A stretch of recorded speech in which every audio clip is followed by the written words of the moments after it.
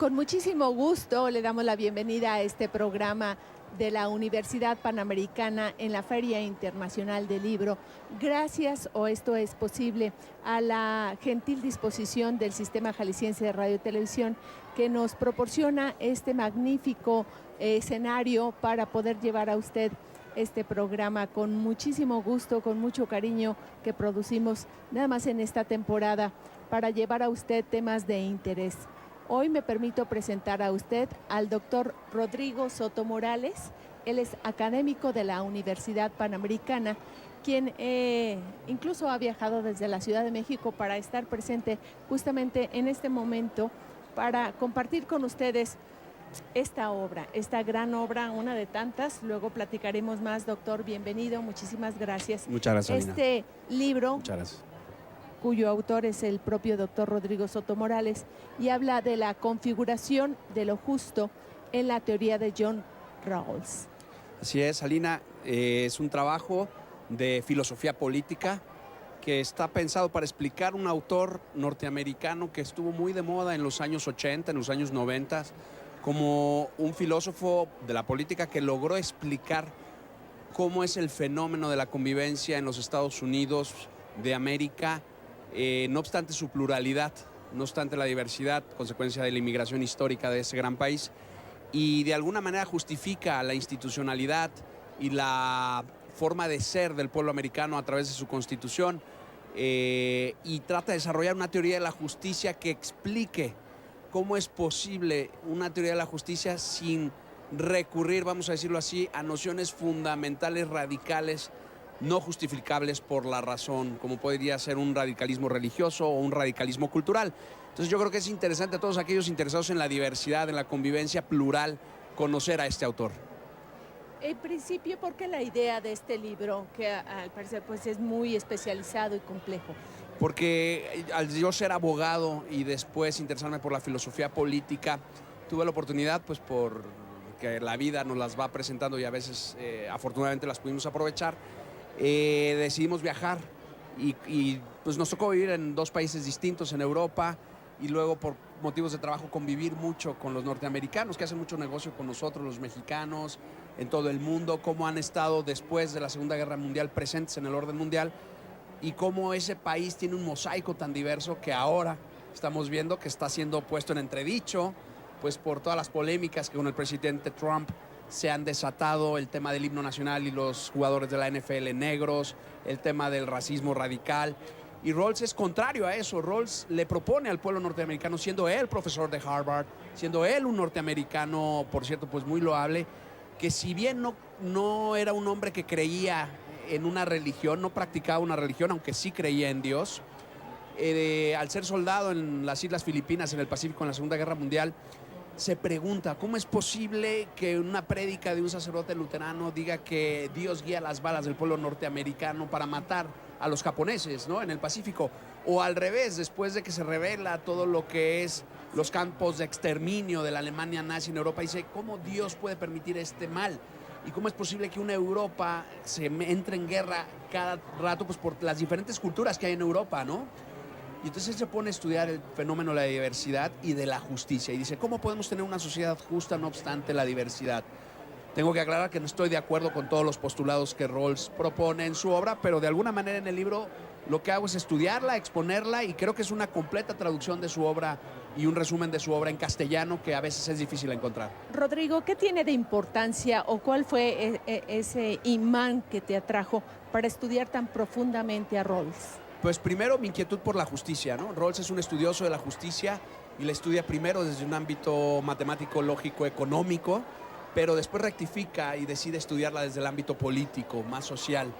Y ese movimiento rawlsiano, al yo haber sido profesor de Derecho, al yo también trabajar todos los días, pues porque haya justicia entre mis clientes, entre pues mis clientes y el gobierno, porque también llevamos asuntos de esa naturaleza en el despacho, y como profesor universitario y de filosofía del derecho, pues era interesante, era un autor cercano a mi país, era un autor que escribía en una lengua en la cual podía profundizar, que era el idioma inglés, y que era un autor que estaba poco explorado en lengua castellana y que había tenido un éxito brutal en los Estados Unidos y en Europa de los años 80, 90, incluso ha sido citado por la Suprema Corte de Justicia de los Estados Unidos, y explicar el fenómeno de la justicia en la pluralidad me resultó muy atractivo y por eso fue que decidí leer al autor y comentarlo, ¿no? Doctor, ¿cuáles serán estos rasgos más definidos del pensamiento del Rawls? Rawls tiene un giro.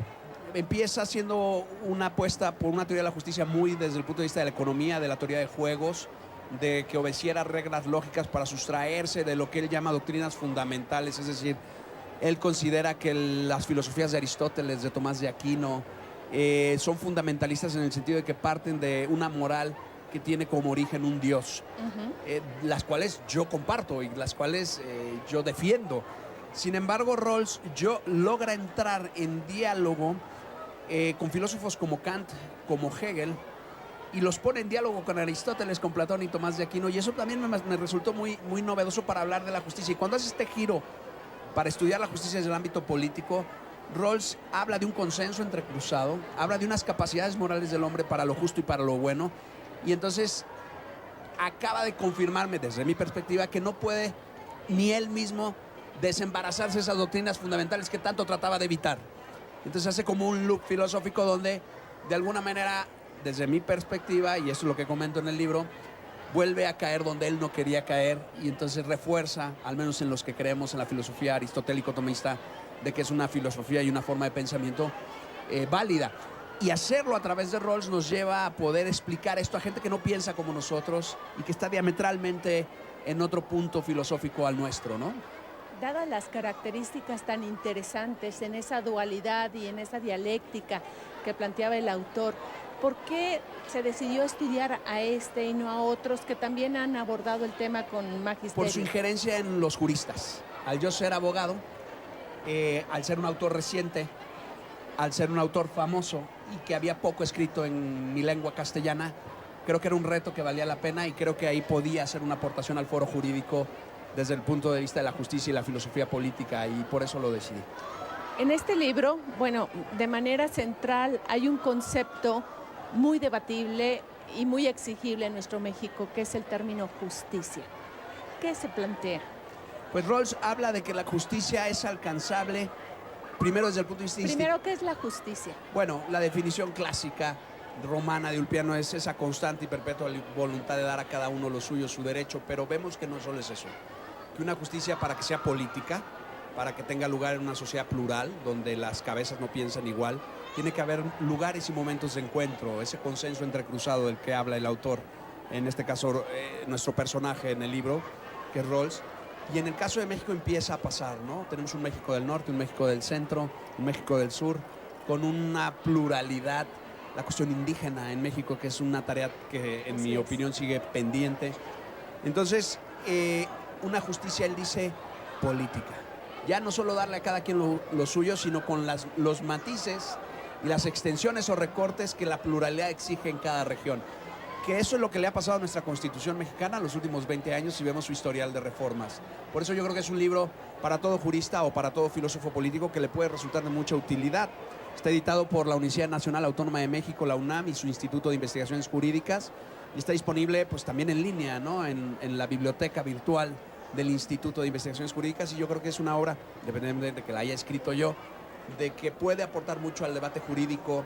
Y sobre todo estamos viendo que la Suprema Corte en tema de derechos fundamentales tiene un debate ahorita muy vivo que no se ha definido ni por una ideología o por una escuela y que no debe de hacerlo, sino que tiene que hacerse por un debate filosófico a fondo sobre lo que es la justicia. Se habla plantea debates. ¿Cuáles son esos debates? Y si se llega a algún tipo de conclusión o aportación. Bueno, en México hoy en día estamos debatiendo, por ejemplo, el tema de la seguridad. El tema de la seguridad, si es problema del gobierno, si es problema del crimen. Y queremos a veces abordar la seguridad como por ejemplo que si los militares deben o no asumir labores de seguridad interior, pero en realidad pues hay quienes creemos que es un fallo de las policías y de los gobiernos locales quienes no han cumplido con su responsabilidad y han dejado que el problema se desborde. En ese sentido pues hay una pluralidad de ideas. Vemos ahora cara a la próxima campaña electoral, cara a la presidencia de la República e incluso se terminó en la legislatura, pues que hay distintas formas de pensar y de abordar las problemáticas de nuestro México, y eso es una pluralidad. Y para que no se pierda la vida institucional y no caigamos en debilidades institucionales, la teoría rawlsiana diría, hay que llegar a ese consenso entrecruzado que nos permita mantener la institucionalidad y que no obstante la pluralidad sepamos que la ley y los principios de justicia tienen que prevalecer en aquellos postulados lógicos que todos compartamos, por decirlo de una manera muy resumida. Pues encontraremos en este libro, estoy revisando el índice, temas pues, que se antojan y que son muy apasionantes acerca de la justicia política, los tipos de justicia, la forma en que también el sujeto estudio del autor plantea sobre los conceptos de justicia y sobre algunos términos interesantes que seguramente hablaremos después de esta pausa. Claro que sí. Regresamos.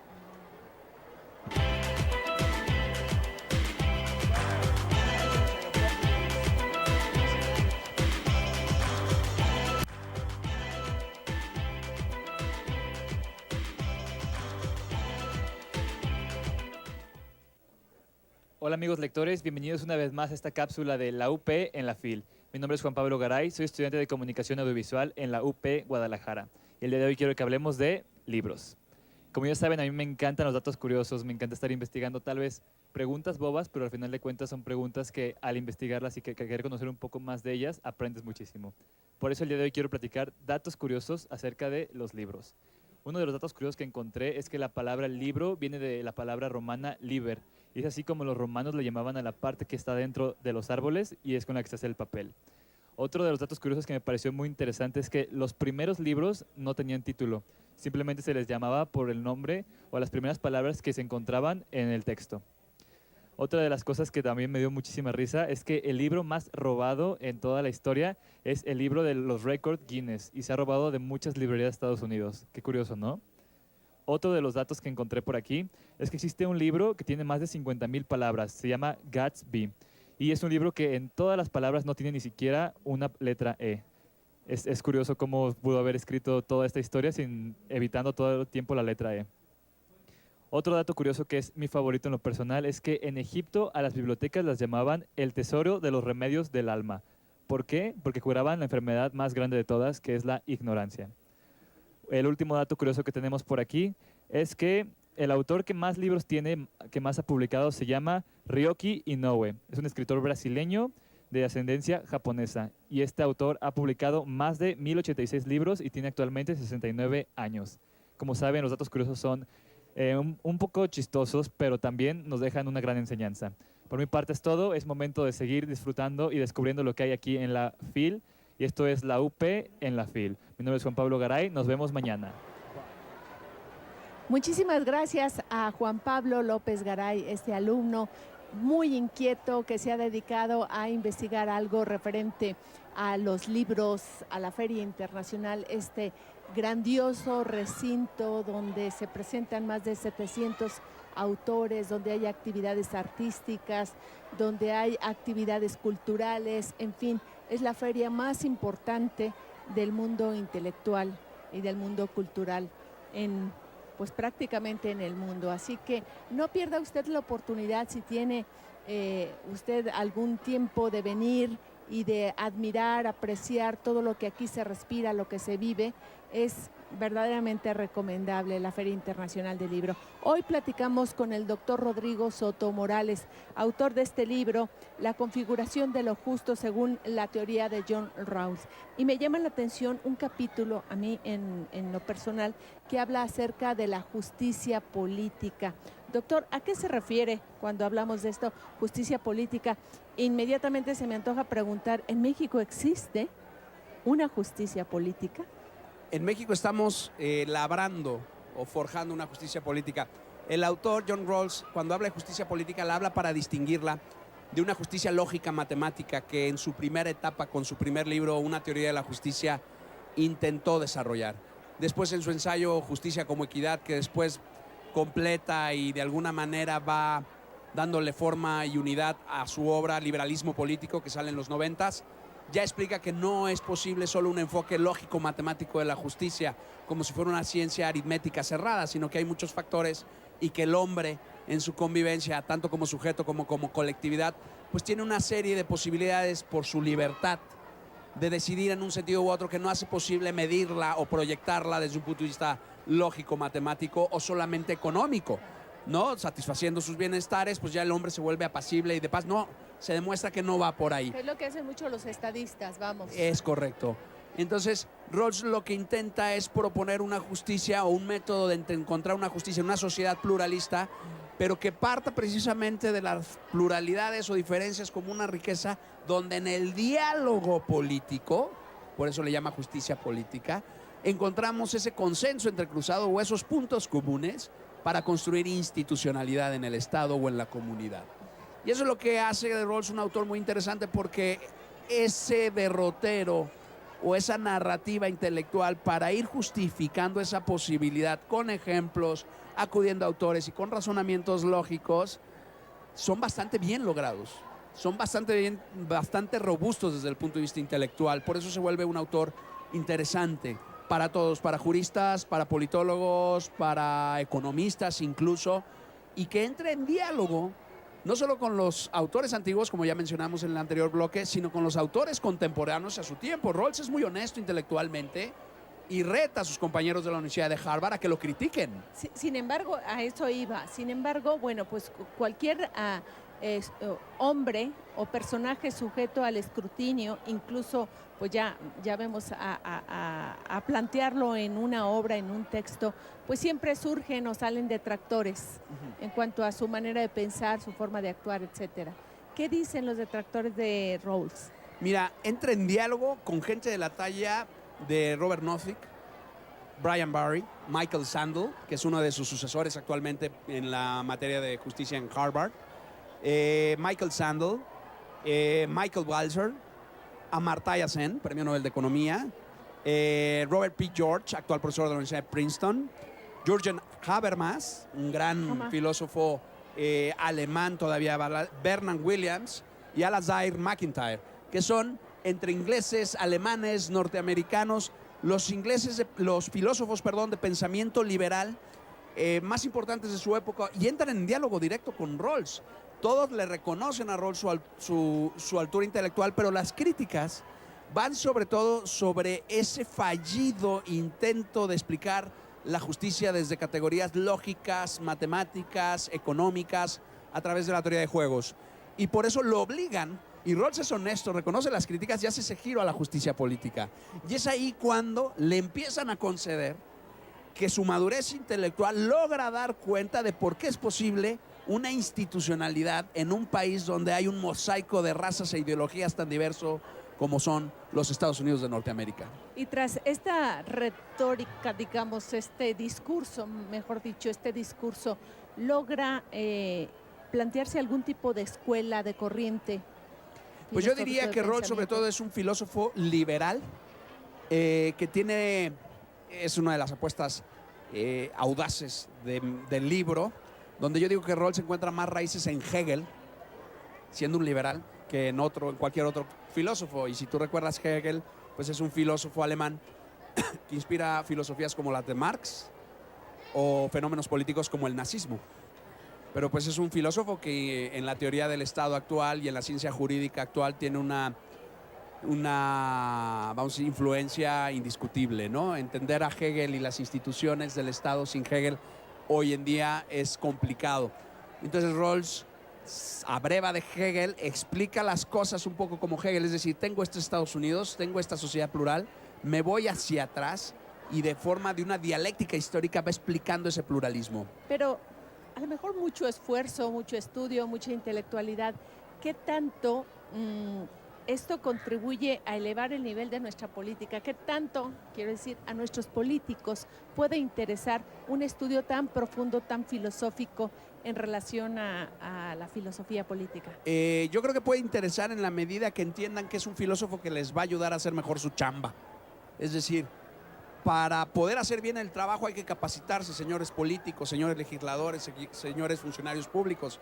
Y a las sociedades a las que ustedes sirven, a las sociedades en las que ustedes trabajan, pues son sociedades diversas, de diverso nivel sociocultural, de diversa ideología, de diverso extracto.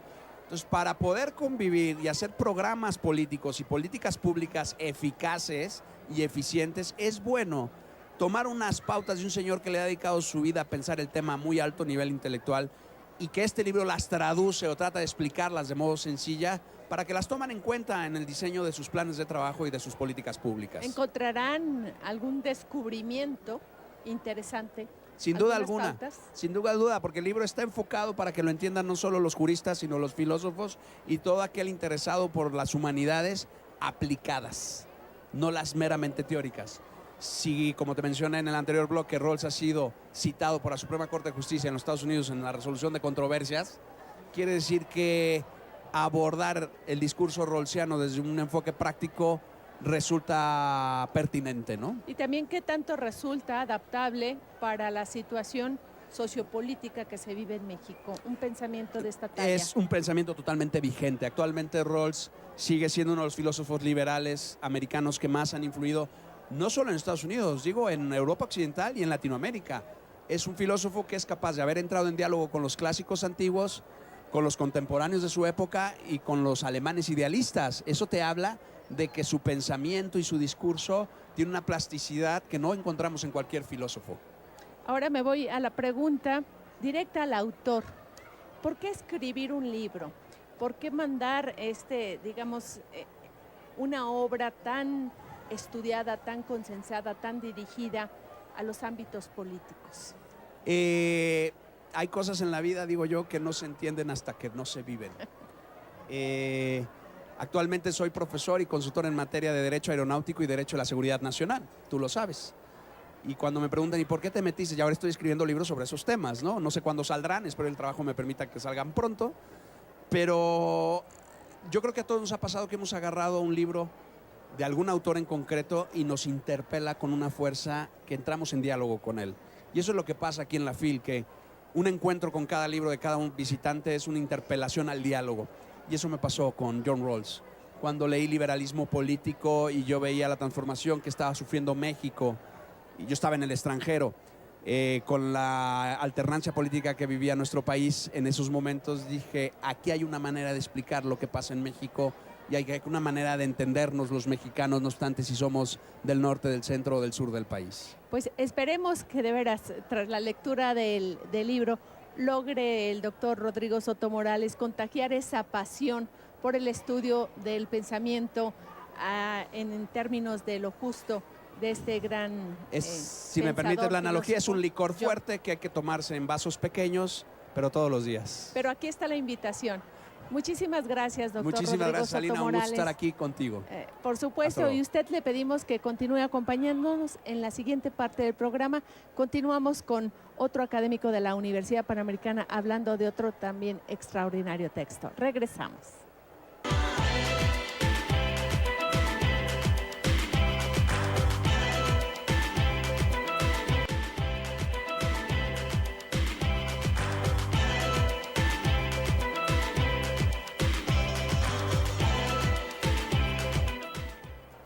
Qué afortunados que continuamos con su compañía en esta transmisión del programa Universidad Panamericana, en este escenario en el marco de la Feria Internacional del Libro, este año dedicado a Madrid. Y bueno, nos tocó una tarde muy filosófica. Hoy estamos hablando de temas verdaderamente densos, pero muy interesantes y apasionantes. Hoy, en esta segunda parte, traemos otro libro de corte filosófico. Nos acompaña y me permito presentar y dar la bienvenida al maestro Roberto Rojas Tapia. Muchísimas gracias, maestro. Y nos trae una primicia, porque incluso apenas tenemos el primer ejemplar. Él es autor de este libro que se llama Rasgos Esenciales del Concepto de Amor en Platón. Así es, maestro. ¿Quién mejor que hablarnos de Platón, de ese gran filósofo que continúa siglos y siglos y continúa siendo estudiado? Y ahora bajo este aspecto, ¿por qué este libro? ¿Qué nos implica, maestro Roberto Rojas? En primer lugar, es evidente la importancia que tiene Platón en el pensamiento clásico. Algunos estudiosos de Platón han dicho que la filosofía es, al lado de Platón, una nota al pie de página. Es un elogio muy encumbrado para el maestro Platón, pero yo creo que bastante bien merecido desde mi postura personal. ¿Por qué Platón? Hombre, porque es un autor muy prolífico, porque es un autor extraordinariamente estudiado, quizá es uno de los autores más referidos por los estudiosos. Se tiene una vastísima bibliografía de investigación con muy buen nivel para poder conocer qué se dice sobre el tema de parte de otros autores y poder hacer una comparativa de pensamiento crítico sobre el tema que se vaya a abordar. ¿Por qué Platón también? Porque quizá uno de los autores que más han influido en el pensamiento occidental sea Platón, ¿verdad? Evidentemente esto es una afirmación personal, ¿verdad?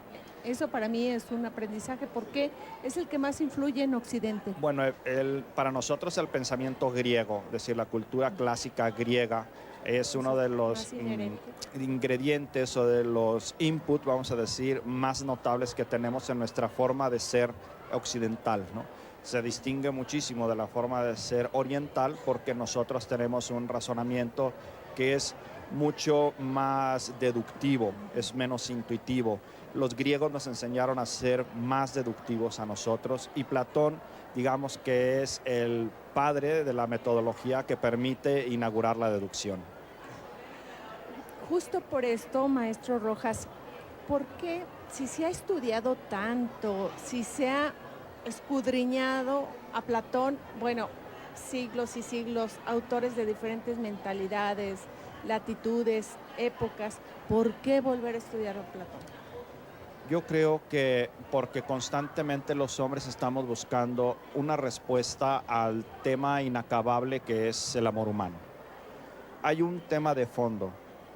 Todos los seres humanos estamos en común acuerdo, a quien se le pregunte, que los clásicos tenían la razón al decir que el amor humano nace en la semejanza.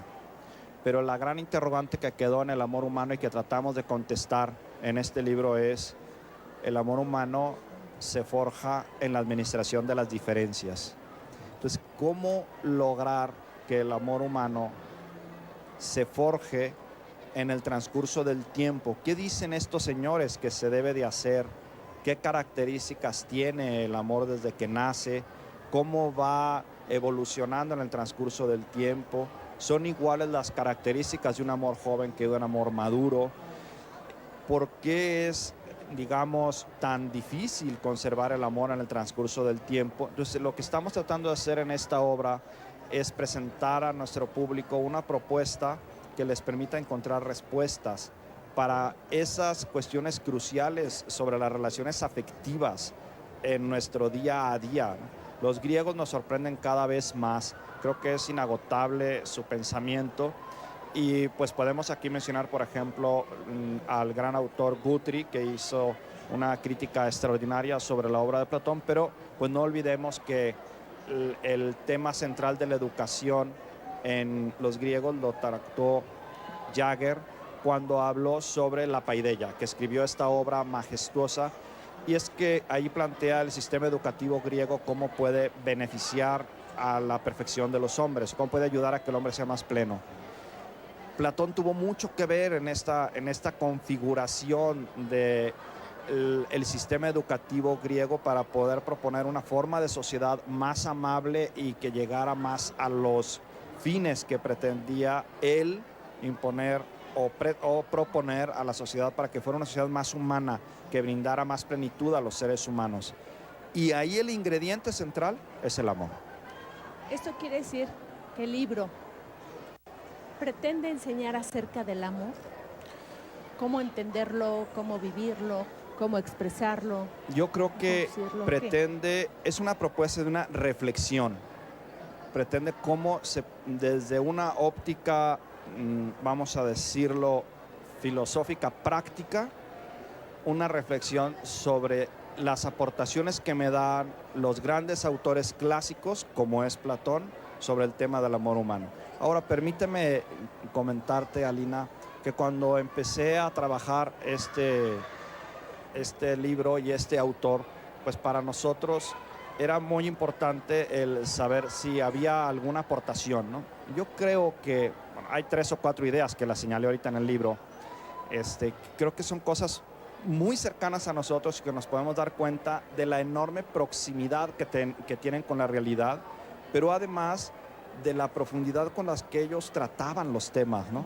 Por ejemplo, permíteme decirte, este libro se basa en 3 diálogos, los diálogos donde Platón habla más sobre el tema del amor humano, que son Lisis, Banquete y Fedro, ¿no? En el Lisis nos habla más sobre la amistad, en el Banquete nos habla mucho sobre el amor en Eros, y en el Fedro nos habla sobre el amor y sus manías, vamos a decirlo así de alguna manera, y el amor como un don divino. Platón considera que el amor es un don divino, que no está... Es una propuesta muy interesante. Cuando nos habla del amor como amistad, nos hace una propuesta que dice, para poder que exista una amistad entre 2 personas, evidentemente tiene que haber una semejanza, pero tiene que haber un fin común. Cuando empieza el diálogo de Lisis, plantea un escenario donde están afuera de los gimnasios en la griega clásica, en la griega antigua. El protagonista es un muchachito que se llama Lisis, y quien lo va orientando es otro personaje ya mayor que se llama Sócrates. Acordemos que para Platón su gran interlocutor es su maestro, Sócrates, ¿verdad? Entonces, la primera cuestión que le plantean a Sócrates es sobre el sentido de la vida.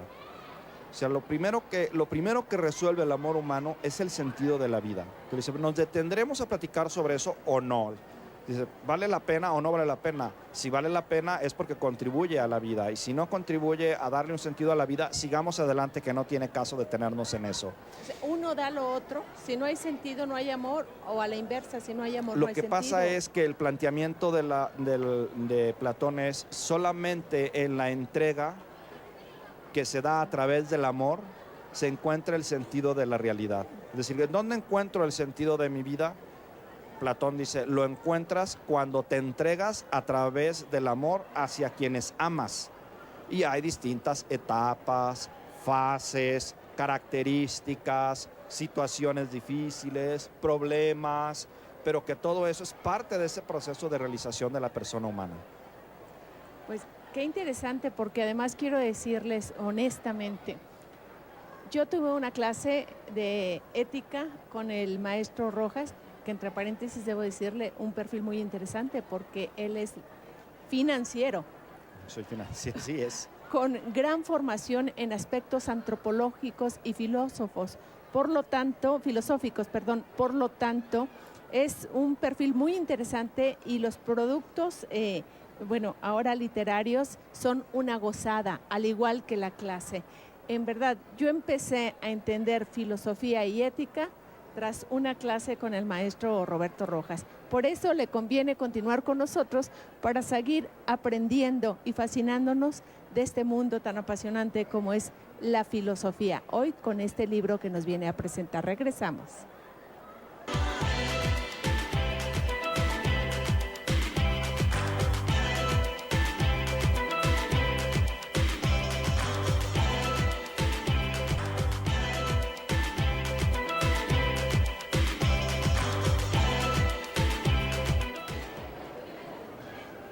Gracias por regresar con nosotros en esta transmisión del programa Universidad Panamericana en el marco de la Feria Internacional del Libro. Hoy muy filosóficos.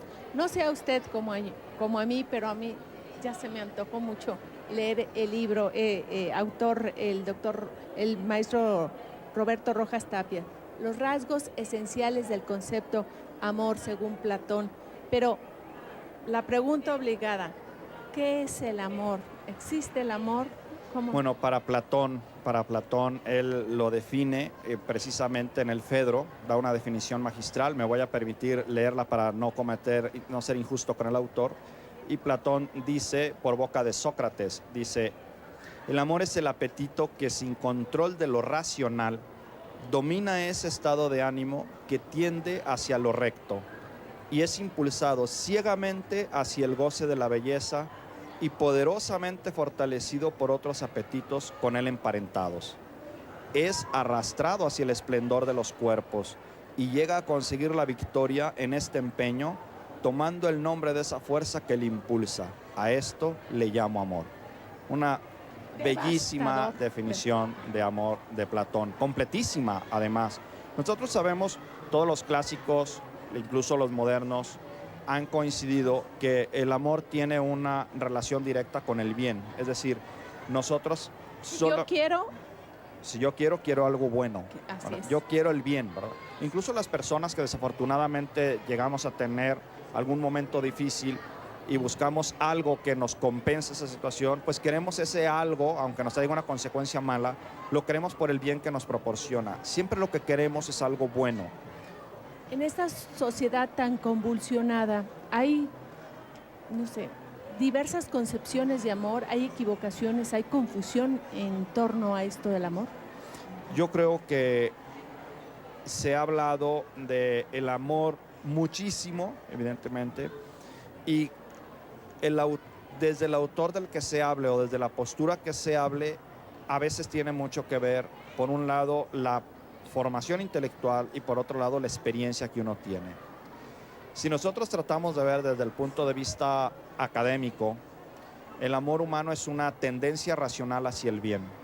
Eso es en general, ¿no? Hay autores como este que estudiamos con este libro, como Platón, que le dan un nivel exquisito a la definición del amor, puliendo todas sus entreveras y todos sus lados, ¿no? De tal modo que uno se puede identificar fácilmente con eso. Pero hoy actualmente el amor se ha considerado más como un deseo. Se confunde mucho con el sentimiento y lo aclara también Platón, perfectamente bien lo aclara. Dice que el amor no tiene una realidad explicativa en el deseo, aunque puede tener como efecto un deseo. Porque si pudiéramos decir que el deseo es equivalente al amor, pues bueno, también el odio, ¿no? O sea, si yo odio a alguien, podría ser entonces, si yo deseo hacer un daño a alguien, el odio podría explicarse por el deseo. Entonces no es explicable 100%, aunque sí es un efecto. Y hoy lo que nos está pasando en la sociedad es que confundimos con mucha facilidad los sentimientos con las realidades hacia las que tienden esos sentimientos. Entonces pensamos que porque sentimos, queremos a alguien. Otra cosa es que fruto de que siento, lo quiera, ¿no? E incluso a veces nos pasa también que hay personas a quienes las queremos y las aguantamos. O sea, soportamos a quien queremos. También eso lo trata muy bien Platón, ¿verdad? Que dice, ¿quién es mejor? ¿El que ama al que quiere o el que ama al que no le quiere? Entonces, ¿quién es mejor? Se plantea él. Entonces él dice que, bueno, a final de cuentas, el que ama al que quiere, de alguna manera se busca a sí mismo. La persona puede transitar por diferentes estadios del amor. Sí. Necesariamente uno tiene que llevar al otro o puede incluso algunas veces prescindirse de alguna de estas etapas. Sí. La explicación que da Platón sobre las distintas fases que tiene el amor, él dice que hay tres fases. La primera es un temor de amor, que entiendas este temor de amor como una actitud de admiración por el otro. ¿Cómo está? ¿Mande? O sea, ¿yo temo admirar a otro? No, el temor de amor, él lo llama cuando se despierta la admiración por la otra persona. Es decir, la otra persona me inspira de tal modo que a eso él le llama temor de amor. No me atrevo a acercarme al otro, pero la admiración que tengo sobre él me atrae profundamente. Entonces le llama esa primera etapa, le llama temor de amor. Tiene una segunda etapa que dice, cuando se logra superar esa etapa, se pasa a una segunda etapa que le llama la operación del amor, es decir, cómo empieza a operar, cómo empieza a funcionar el amor según Platón, ¿no? Y da una descripción muy sucinta, muy bonita, porque dice que lo primero que hace la persona que ama es que se preocupa por velar, se preocupa por cuidar, se preocupa por conducir, por proteger, por proveer y por corregir. Y esto para nosotros pudiera ser una especie como de contrasentido, ¿no? ¿Cómo que el que ama corrige? Bueno, en el amor de padres, en el amor de una madre por un hijo, lo vemos clarísimo. La madre corrige al hijo porque lo quiere, porque no quiere que tenga un daño. Esa segunda fase, vamos a llamarlo así, dice Platón que tiene el amor, termina en una tercera fase que es hermosísima, que le llama a él la confianza. Es decir, el efecto mágico del amor es cuando confío en una persona. ¿Pero por qué confío en una persona? Porque esa persona me permitió a mí poder desplegar mi ser a través de él. Es decir, yo quiero a esa persona y aquel que era él o aquella que era ella y yo que soy él o que soy ella, nos convertimos en un nosotros. ¿Y es aquí donde encontramos la plenitud del ser a través del amor? ¿O estoy equivocada? Entonces se va planificando el ser, exactamente. Entonces Platón dice, para que una persona pueda estar convencida de que ama a otra persona, tiene que encontrar en el otro que le ayuda a ser mejor. Y ese ayudarle a ser mejor es desplegar el ser. ¿Y cómo aprendo a desplegar el ser? Cuando confío en el otro. ¿Y cómo sé que confío en el otro? Cuando voy en una misma ruta hacia un destino común, en un nosotros. Maestro Rojas, además de la gratificación personal a la hora de escribir un libro, de verse inmiscuido en el saber, el análisis, ese gozo que les representa, imagino que los autores también tienen un doble o triple propósito, que es hacia el otro justamente. Es decir, un autor, ¿qué quiere dejar? ¿Qué impacto, qué efecto quiere hacer a través de lograr un libro como este? La intención que tenemos de parte de su servidor es el darles especialmente a los jóvenes y especialmente a los que se dedican a formar a jóvenes, darles un recurso que les permita poder entender más de cerca, desde una fuente muy poderosa como es un autor clásico de la altura de Platón, el riquísimo fenómeno del amor humano, el modo como podemos lograr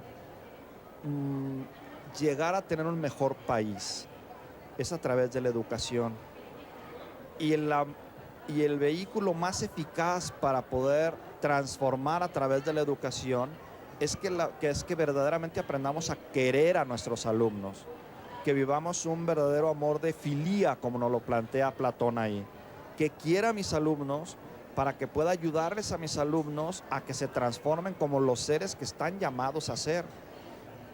En la propuesta de este libro lo que busca es ayudar a profesores, a padres de familia, a las mismas personas que lo lean, a poder entender que la vía de realización del ser humano, dicho desde la antigüedad de la Grecia hasta el día de hoy, sigue siendo el amor humano. La solución a los problemas de la humanidad es aprender a amar a los otros, y Platón lo que nos da en esto es una fórmula para aprender a amar a los otros. Sin querer llegar a reducir esto a una burda receta para aprender sobre el amor, el lector va a ser llevado de la mano por qué capítulos, por qué rumbos de la saber. El autor se va a enfrentar con un libro que tiene una amplísima un respaldo de fuentes originales de Platón, que vamos a decir que eso es unas 3/4 partes de la obra. Pero en la primera cuarta parte de la obra, en la primera tercera parte de la obra, lo que va a encontrar son el desarrollo de los 3 diálogos, donde en cada diálogo va a poder descubrir qué es lo esencial en ese diálogo del concepto del amor. Y luego al final hay un cuarto capitulito en esa primera tercera parte, donde se hace una comparación de cada uno de los rasgos que presenta en los diálogos anteriores o en los diálogos estudiados. El lector entonces así va a poder ir conociendo qué significa para la Grecia antigua, para Platón concretamente, qué significaba en profundidad la amistad, qué significaba en profundidad el amor de Eros, y cuáles eran las vías para poder lograr la permanencia en el amor. Eso es lo que se va a encontrar el lector en este libro.